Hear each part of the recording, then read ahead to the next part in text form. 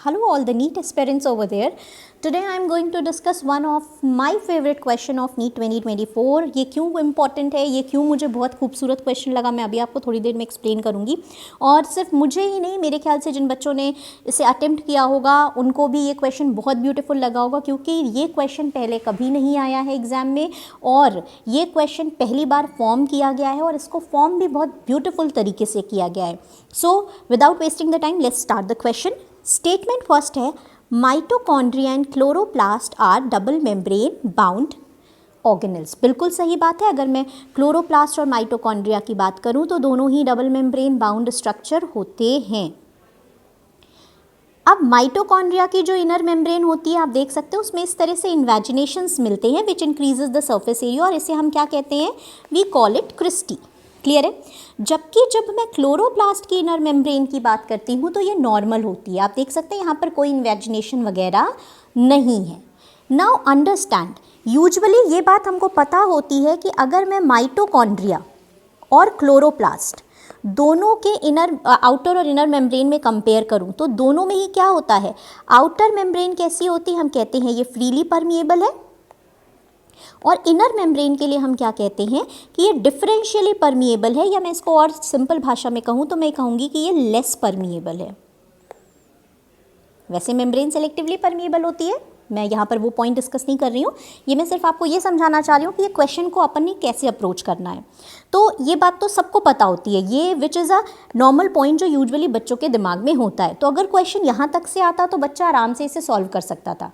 But question का first statement is okay, second statement में उसने क्या किया है, क्लोरोप्लास्ट और माइटोकॉन्ड्रिया की इनर मेम्ब्रेन को परमिएबिलिटी के बेसिस पर कंपेयर कर दिया है।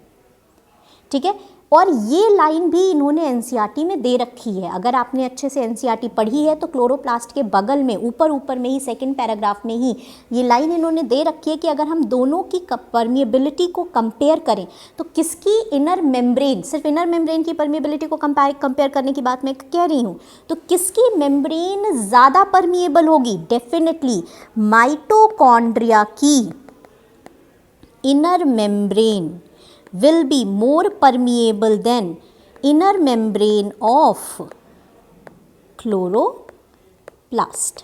क्लियर है। तो अब हमारे दिमाग में आना चाहिए कि भाई ठीक है मैम आपने आंसर तो बता दिया, now please justify your answer.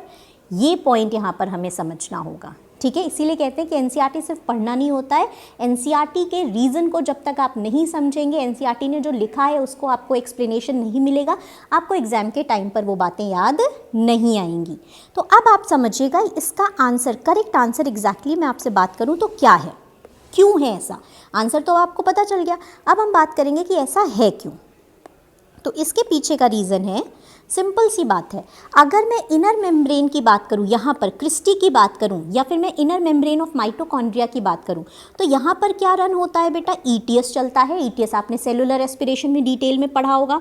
तो क्योंकि यहाँ पर ईटीएस चल रहा है, जबकि यहाँ पर इनर मेम्ब्रेन में एज सच कोई काम नहीं हो रहा है, फिर आप बोलेंगे कि मैम ईटीएस तो यहाँ पे भी चलता है, बट यहाँ पर जो ईटीएस चलता है क्लोरोप्लास्ट में वो कहाँ चलता है, वो थाइलेकॉइड में चलता है, थाइलेकॉइड की मेम्ब्रेन पे चलता है। तो इसका इनर मेम्ब्रेन से एज सच कोई ताल्लुक नहीं है। इस वजह से, क्योंकि यहाँ पर माइटोकॉन्ड्रिया के केस में इनर मेम्ब्रेन पर ईटीएस को रन कराना है, इसकी वजह से इसकी परमिएबिलिटी क्या रखी, नेचर ने ज़्यादा रखी, और यहाँ पर इनर मेम्ब्रेन को एज सच कोई काम नहीं करना है, बस क्या करना है, सब्सटेंसेस के मूवमेंट के इन और आउट को गवर्न करना है प्रॉपर तरीके से।